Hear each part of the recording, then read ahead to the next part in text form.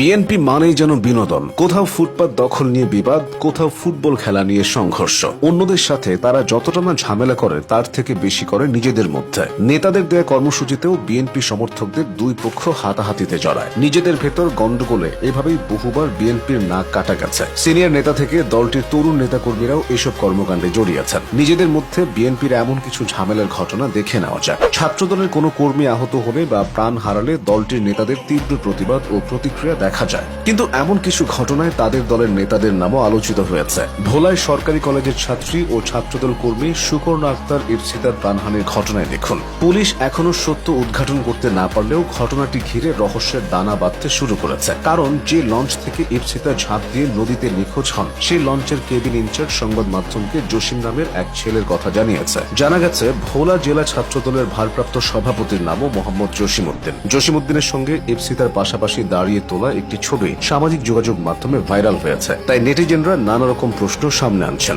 এবার আসা যাক ইশরাক সমর্থকদের ব্যাপারে। নিজেকে নিজে মেয়র ঘোষণা করা ইশরাক হোসেন বেশ কিছুদিন থেকে অনুগতদের নিয়ে ঢাকা দক্ষিণ সিটির